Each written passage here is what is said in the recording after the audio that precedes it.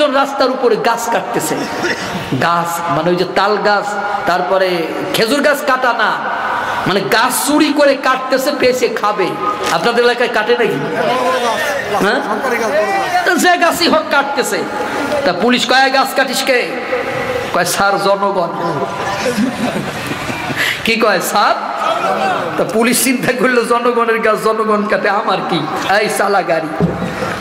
কয়েকদিন পরে আবার আসতেছে, দেখে এই গাছ কাটে। গাছ কাটিস কে? কয় স্যার জনগণ। এই যাই করিস রাস্তায় ময়লা আবর্জনা ফেলবি না। চলে গেছে। আবার কিছুদিন পরে আসতেছে, দেখো গাছ কাটা, এই গাছ কাটিস কে রে? কয় স্যার জনগণ। কনস্টেবলটা কয় ধরে নিয়ে আয়। ধরে তুই চর মেরে কয় বিয়াদ্দব, তোরে 3 দিন গেলাম গাছ কাটিস কে, তুই কর জনগণ। তোরে সারা আর একটা লোকেরও সাথে দেখলাম না। জনগণ তো কয়েকজনে মিলিয়ে হয়, তো তুই একা জনগণ হলি কেমনে আমারে বুঝা। তা না হলে তোর 14 শিকির মধ্যে ঢুকাই তোর হাড্ডি গুটি ভেঙে ফেলাবো। কয় স্যার আল্লাহর কসম করে বলি একটা মিথ্যা কথাও কই নাই, আমার বাপে আমার নাম রাখছে জনগণ, এই জন্য আপনি জিগান আর আমি কই জনগণ। জনগণ এইরকম জনগণ আমার দেশে কম আছে না বেশি আছে? কি চরিত্রের মানুষগুলো রে বাবা। তো ফেরাউন বলতেছে যে দেশের জনগণ এরা আমাদেরকে দেশ থেকে বের করে দিতে চায়, এখন কি করব বলো? মানে জনগণের রায় চাচ্ছে। তো জনগণ তো ওদের সাথে নাই, ওদের সাথে আছে কারা? এতদিন ফেরাউনের সাথে যারা তালমিল করে দেশের সম্পদ চুরি করে খাইছে, মানুষের উপর অত্যাচার করেছে, নির্যাতন করেছে, মানুষ বছরের পর বছর ঘুমাইতে পারে নাই, বউ সন্তানদের দেখতে পারে নাই, বছরের পর বছর তারা মাঠে ঘুমাইছে, তাদের অর্থ সম্পদ কেড়ে নেছে। এখন চিন্তা করলো ফেরাউন যদি ক্ষমতায় না থাকে তাইলে এই জনগণ আমাদের বাস দিতে দিতে বাস বাগানের মালিক বানায় নেবে, তাই না? এই এরা বলতেছে অকালাল মালাউ মিন কওমি ফিরআউনা আতাযারু মূসা ওয়া কওমাহু লিয়ুফসিদু ফিল আরদ। হে আমাদের সম্রাট, তুমি মূসা এবং তার জাতির লোকদেরকে এমনি এমনি ছেড়ে দেবে? ওরা দেশের মধ্যে বিপর্যয় তৈরি করে বেড়ায়। আরে ভাই, যারা বছরের পর বছর মার খাচ্ছে, যাদের অস্তিত্ব নাই, পালায় পালায় বেড়াচ্ছে, তারা দেশে বিপর্যয় তৈরি করে কি করে আমার একটু বলেন তো ভাই? তাদের এমনি তো ঘুমাইতে পারে না, রাস্তায় দাঁড়াইতে পারে না, ফিরাউনি বাহিনীর অত্যাচারে। কথা কর না কেন? তারা কি বিপর্যয় তৈরি করতে পারে? তোরাই চুরি করিস, তোরাই ডাকাতি করিস, তোরাই খাস, তোরাই দল, তোরাই বিরোধী দল, তো বিপর্যয় তো তোরা করিস। ভাই, এই কোরআনের এই কথাগুলোর সাথে কি বাস্তবতা মেলে? এই জন্য আমাদের দেশের অনেক শয়তান তাফসির মাহফিল পছন্দ করে না, ওয়াজ মাহফিল পছন্দ করে। কেন? কারণ ওয়াজে তো এত অ্যানালাইসিস হয় না, এত ব্যাখ্যা বিশ্লেষণ করে বক্তারা ওয়াজ করে না। সেই জায়গায় বক্তারা এসে ওয়াজ করে মাটির বাড়ি, মাটির ঘর, মাটির হবে বিছানা, আইসো একা যাইবা একা, সঙ্গে কেহ যাইবে না। কোনো সমস্যা আছে? গোল আলু যে তরকারির মধ্যে যাবে সেই তরকারির সাথেও মিলিয়ে মিশে একদম ঘর সংসার বানাই নেবে। কথা কোন ঠিক কিনা? এমন ওয়াজ করলে কোনো সমস্যা আছে? তারপরে ওয়াজ করে একবার আলহামদুলিল্লাহ পড়িলে জান্নাতের মধ্যে এমন বড় গাছ জ্বালাবে যেই গাছের নিচে দিয়ে সৌদি আরবের বড় একটা ঘোড়া, শক্তিশালী ঘোড়া যদি ৭০,০০০ বছর দৌড়ায় তারপরেও গাছের ছায়া ফুরাবে না। এমন ওয়াজ করলি চাচা ঝরঝরি ওয়াজ, একদম আল্লাহর জান্নাতে চলে যাবে আলহামদুলিল্লাহ পড়তে পড়তে। এই জন্য চাচা মক্কাতে টিপকল কিনে নিয়ে আইছে। হ্যাঁ, কেন? যে আমি আলহামদুলিল্লাহ গুনিয়ে গুনিয়ে রাখতেছি কয়টা গাছ জান্নাতে, মোটামুটি 10 বছরে 40 লক্ষ গাছের মালিক আমি হয়ে গেছি, জান্নাত আমি পাবোই পাবো শিওর। যদি বলা যায় চাচা তুমি জান্নাত পাবা না, কয় যে কেন পাবো না? ওরে বলেন 1 নম্বর তুমি জান্নাত পাবো না কারণ হলো একটা মানুষকে তুমি বিনা কারণে বছরের পর বছর জেল খাটাইছো, এই কারণের জন্য তুমি জান্নাত পাবা না। সুতরাং ও চাচি, ও চাচা, তুমি এই অবস্থায় যদি মক্কায় হজ করতে যাও, ওইটা হজ হবে না, ওইটা পিকনিক হবে। কি হবে? ঠিক না? যদি মক্কায় গেলে আল্লাহ মিলতো বলে যাই, ওরা জীবনে দাওয়াত দেয় দিকে থানা বাদ দিয়ে ওয়াজ করা শুরু করছি আমি এখন। প্রয়োজনে এই থানায় যে কয়টা করতাম ওই কয়টা ইন্ডিয়ায় করব। যদি মক্কায় গেলে আল্লাহ মিলতো, নবী মিলতো মদিনায়, দেশে আইসা পাপ করতো না। হজ করিতে যারা যায়, হজ করিতে যারা যায়, কেউ যায় টাকার গরমে, কেউ যায় দেশ ভ্রমণে, ধনী যায় ধনের টানে, আনিতে সোনা দানা। মক্কায় গেলেই আল্লাহ মেলে না, ও ভাই শোনো না, মক্কায় গেলেই আল্লাহ মেলে না। ঠিক কিনা? মক্কায় গেলি যদি কেউ আল্লাহরে পাইতো তাহলে তো আবু জাহেলের পাওয়ার কথা। কে পাবে? তো বেটা নিজেই যখন আল্লাহরে পাইল না, তখন তুই বাংলাদেশের ভেজাল আবু জাহেল, তোর তো পাওয়ার কোনো সম্ভাবনাই নাই। কষ্ট হয়, ওয়াজ চলবে। আরে থাক, 3টে পর্যন্ত ওয়াজ করলে আমি এ জায়গায় বাঁচি নাকি? আমার স্যাসিস দেখতে হবে না?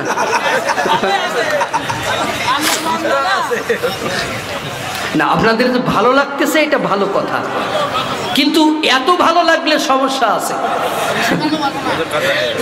বেশি ভালো ভালো না। তাহলে আমি যে কথাগুলো বলি এগুলো কি কোরআনে আছে নাকি আমি বানায় বানায় বলি? এগুলো এই জন্য তো আমি নোট নিয়ে বসছি, কেউ যাতে বসে যে না এই বেটা কোরআন থেকেই বলতেছে, এর আয়াতগুলো বানাইয়ে আনে নাই। তাহলে কি হলো? তারা বলতেছে তুমি কি এমনি এমনি ছেড়ে দেবে? ফিরআউন সুযোগ পাইছে না? পাইছে না? ফিরআউন বলতেছে নো, আমি তাদের সুযোগ দেব কেন? আমি তাদের পুত্র সন্তানদের জবাই করব। ওয়ালা সানুকাতিলু আবনাআহুম ওয়া নাস্তাই নিসাহুম, আমি তাদের কন্যাদের বাঁচিয়ে রাখবো আর ছেলেদের জবাই করব। এরপরে কই ওয়া ইন্না ফাওকাহুম কাহিরুন, আমরা তাদের উপর প্রবল কর্তৃত্বের অধিকারী। মানে ফিরআউন নিজেকে সবসময় ক্ষমতা ধর মনে করত। কি মনে করত? ক্ষমতা ধর মনে করত। জাদুকরদের বলতেছে ফালা উকাত্তি আন্না আইদিয়াকুম ওয়া আরজুলাকুম মিন খিলাফি ওয়ালা উসাল্লিবান্নাকুম ফি জুজুইন নাখলি ওয়ালা তাআলামুন্না আইয়ুনা আশাদ্দু আযাবা ওয়া আবকা। সে বলতেছে সম্রাট সুলভ হুমকি দিয়ে জাদুকরদের বলতেছে শীঘ্রই তোমরা তোমাদের পরিণাম জানতে পারবে। শুনতেছেন? আমি তোমাদেরকে বিপরীত দিক থেকে হাত পা কেটে ফেলে দেব। মানে যার ডান হাত কাটবো তার বাম পাও কাটবো, আর যার বাম হাত কাটবো তার ডান পা কেটে দিব। এরপরে আমি তোমাদের সবাইকে শুলে চড়াবো। তোমরা জানতে পারবে আমাদের দুজনের মধ্যে কার শাস্তি কঠিন এবং দীর্ঘস্থায়ী। এই দুজনের মধ্যে মানে আল্লাহ এবং ফেরাউন। শুনতেছেন শয়তানের কথাটা কি? আমাদের দুজনের মধ্যে কার শাস্তি কঠিন এবং দীর্ঘস্থায়ী জানতে পারবে। জাদুকররা বলতেছে যে তুমি এই দুনিয়াতে শাস্তি দিবার ক্ষমতা আছে জানি, কিন্তু আমরা মরার পরে আমাদের কোনো শাস্তি দিবার ক্ষমতা তোমাদের নাই, এটাও জানি। সুতরাং এমন আল্লাহর উপর ঈমান আনলাম যে আল্লাহ দুনিয়াতেও শাস্তি দিতে পারে, মরার পরেও শাস্তি দিতে পারে। জাদুকররা ভয় পাইছে?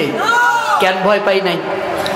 এই গল্প তো আমি প্রায়ই বলছি যে একজন কামার বাড়িতে দা বানাইতে গেছে। দা ছেলেন তো কামার বাড়ি নাই, কোথায়? কয় যে কামার একটু শ্বশুর বাড়ি গেছে। কামার বাড়িতে বসে বেটা সিরিয়ার গুড় খাচ্ছে বা মুড়ি আর যাই কিছু খাচ্ছে। বিড়ালে মেও করে ডাকতেছে, মানে আমার একটু দিয়ে দিয়ে খাও। ও বিড়ালের তারার জন্য ঠক ঠক করে আওয়াজ করে। বিড়াল কয় হোয়াট ইজ দিস? এটা কি? ঠক ঠক করো কে? তো কয় আমি তোমার ভয় দিচ্ছি। কয় আমি ঠক ঠক করলে ভয় পাই এ কথা কে বলেছে? কয় আমার বাড়িটারে ঠক ঠক মারলেই তোর মরে। তো কই যে গাধা, ওইটা তোর বাড়ির বিড়াল, ও ঠক ঠকানিতে ভয় আছে, আমার ঠক ঠকানিতে ভয় নাই। কয় কেন? কয় আমি যখন মার পেটে ঢুকছিলাম এই ঠক ঠকানির মধ্যে, মার পেটে থাকতেই আমার ভয় ভেঙে গেছে।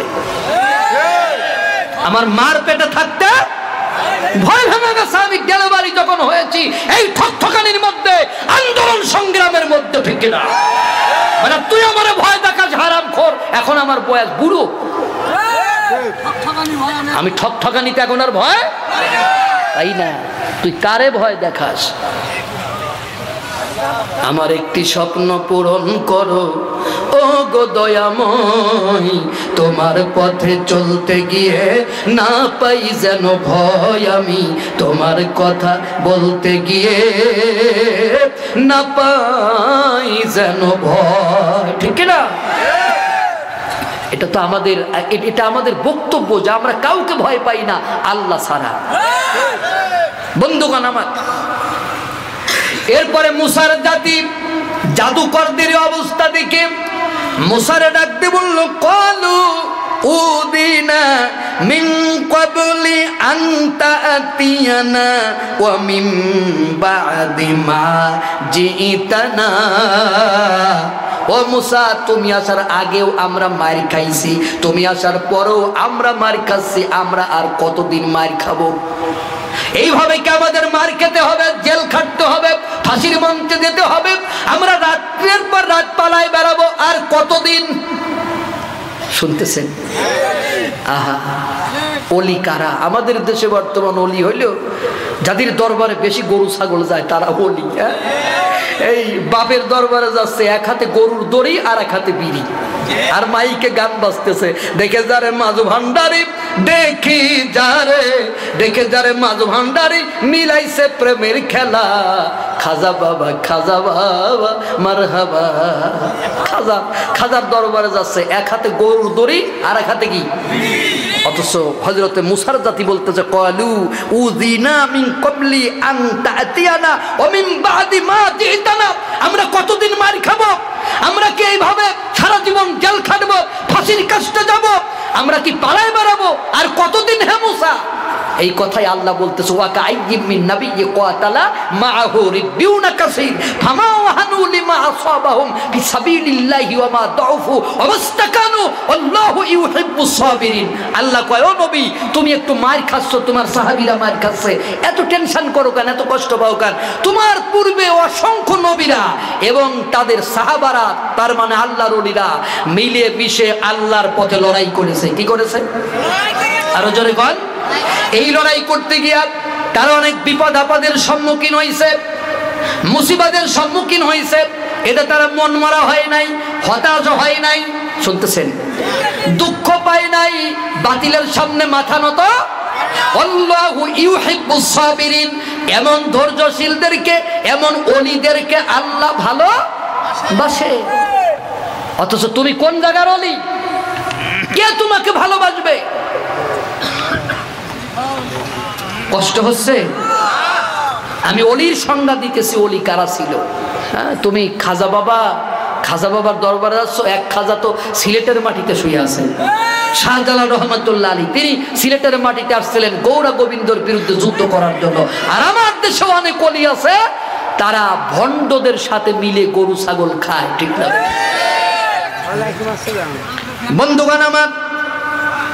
আমরা কতদিন আর মার খাবো, অত্যাচার সহ্য করব, নির্যাতন সহ্য করব? হযরতে মূসা আলাইহিস সালাম বললেন, ক্বালা আসা রাব্বুকুম আইহুলিকা আদুওয়াকুম ওয়া ইয়াস্তাখলিফাকুম ফিল আরদি ফায়ানজুরা কাইফা তা'মালুন। আল্লাহু আকবার। হযরতে মূসা বললেন, সে জবাব দিল, শীঘ্রই তোমাদের রব তোমাদের শত্রুকে ধ্বংস করে দেবেন। কি করবেন? তোমাদের শত্রুকে ধ্বংস করে দেবেন, পৃথিবীতে তোমাদের খলিফা নির্বাচন করবেন, তারপরে তোমরা কেমন কাজ করো তিনি তা দেখবেন। সুবহানাল্লাহ। বন্ধুগণ আমার, ওয়াজকে শোনা যাচ্ছে। এরপরে মূসা বললেন, ক্বালা মূসা লিকওমিহি ইসতাঈনু বিল্লাহি ওয়াসবিরু। মূসা বললেন, আল্লাহর কাছে সাহায্য চাও এবং সবর করো। সবর করো, আরবি নান, বাংলা পরে কর। কি করো? কারণ আমার দেশে ধৈর্যের ব্যাখ্যা একরকম, সবরের ব্যাখ্যা একরকম। ধৈর্য মানে আমার দেশের মানুষ ধৈর্য বলতে বোঝে মার খাও। কি খাও? কেন? কারণ আমার দেশে যে মার খায় তারে আমরা বলি ধৈর্য ধরো। সেই জন্য আজকে ধৈর্য বুঝাবো না, সবর বুঝাবো। কি বুঝাবো? সবর বুঝাবো। যেমন আমার দেশে নামাজ পড়ো, তাহলে আল্লাহ একটি জায়গাও নামাজ পড়তে কয় নাই, বলেছে? সব জায়গা বলেছে সালাত কায়েম করো। তাহলে আমি বুঝি আমার দেশে সলাতের এক ব্যাখ্যা, নামাজের এক ব্যাখ্যা। কথা কি বোঝা গেছে? তা আমি আজকে আপনাদের সবর বুঝাবো, ধৈর্য বুঝাবো না, কারণ ধৈর্যের ভিতর ঝামেলা আছে। সবর বলতে আপনি কি বোঝেন? আমাদের সমাজে যে মার খায় আমরা বলি ধৈর্য ধরো, তার মানে যে মার খায় সে বোঝে মার খাওয়া ধৈর্য, এই জন্যই বেশি বেশি মার খাইতে হবে, মার খাইলেই আমি আল্লাহর জান্নাতে চলে যাব। কিন্তু ব্যাপারটা তা না। ধৈর্য মানে মার খাওয়া না, সবর মানে মার খাওয়া না, সবর মানে মাঝে মাঝে মারা। সবর মানেও মাঝে মাঝে মারা, শুধু মার খাওয়া নয়, মাঝে মাঝে মারাও সবর। কিভাবে? একটা উদাহরণ দেই আপনাদেরকে। একটা লোক মাঠ দিয়ে যাচ্ছে, ফাঁকা মাঠ দিয়ে, মাঠ দিয়ে যেতে যেতে সাপে তারে তাড়া করেছে। সাপের তাড়া খেয়ে লোকটা দৌড়াচ্ছে। হঠাৎ করে মাথার ভিতর ওর চিন্তা আসলো, তিনটা। কয়টা? আমি দৌড়াচ্ছি কেন? না, ও চিন্তা করতেছে আমি দৌড়াচ্ছি কেন, আমি দাঁড়াই। দাঁড়াইয়া ওর বুদ্ধি আসলো তিনটা। প্রথম নাম্বার বুদ্ধি, দৌড়াইতে যদি হয় এমন দৌড়াবো যে সাপের বাপু আমার ধরতে পারবে না। দুই নাম্বার, সাপের সামনে হাত জোর করে একটা গান শোনাই নেই। কি গান শোনাবে? আমার গায়ে যত কামড় সয় বন্ধু আরে করো তোমার মনে জাহালয়। মানে আমার গায়ে যত কামড় সয় তুই কামড়া, আমি ইন্নাল্লাহ মা সাবিরিন। হুজুর কইছে কাউরে কিছু বলা যাবে না, শুধু মার খাইয়ে যেতে হবে। আমি ধৈর্য ধরে পড়ে থাকলাম। এই যে ধৈর্য, এটা কি ধৈর্য? তাহলে এক নাম্বার, এমন জোরে দৌড় মারবো সাপে আমার ধরতে পারবে না। দুই নাম্বার, সাপের সামনে হাত জোর করে গান শোনা দেব। আর তিন নাম্বার, লাঠি একটা এনে সাপরে পিটাইয়া পিটাইয়া মারবো। আপনারা কয় নাম্বারে চাপ দেবেন? সবাই মিলে কোন? তিন নাম্বার কি ছিল? লাঠি। তিন নাম্বার কি? মানে লাঠি দিয়ে পিটাইলে আপনারা খুশি হন। আচ্ছা, সাপের অপরাধ কি? কিলাস হচ্ছে, কিলাস হচ্ছে। সাপের অপরাধ কি? ভয় দেখানো না, বিনা নোটিশে দাবড়াইছে। বিনা নোটিশে সাপে বিনা নোটিশে দাবড়াইছে, ঠিক না? এই জন্য তারা লাঠি দিয়ে পিটাইলে আপনারা খুশি হচ্ছেন। তো যারা বিনা কারণে আমাদেরকে কোরআনের মাহফিলে হক কথা বলতে দিতে চায় না, এটা অপরাধ না? যারা বিনা কারণে মসজিদে আমাদেরকে হক কথা বলতে দিতে চায় না, এটা অপরাধ না? এগুলোরা কি করবেন? এদের ভয়ে দৌড় মারবেন? এদেরকে সারা জীবন ওয়াজ করে শোনাবেন?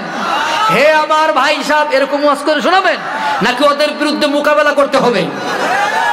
এটাই ধৈর্য। ইয়া আইয়ুহাল্লাযীনা আমানুসবিরু ওয়া সাবিরু ওয়া রাবিতু, হে ইমানদাররা সবরের পথ অবলম্বন করো। ওয়া সাবিরু, এই সাবিরুর মানে হলো বাতিলের বিরুদ্ধে দৃঢ় হও, শক্ত হও, কঠিন হও, মজবুত হও। ওয়া রাবিতু, আল্লাহর দ্বীন কায়েমের জন্য উঠে পড়ে লাগো, ঠিক কি না? তা তুই এই সবর মানে ধৈর্য কোথায় পাইছেন?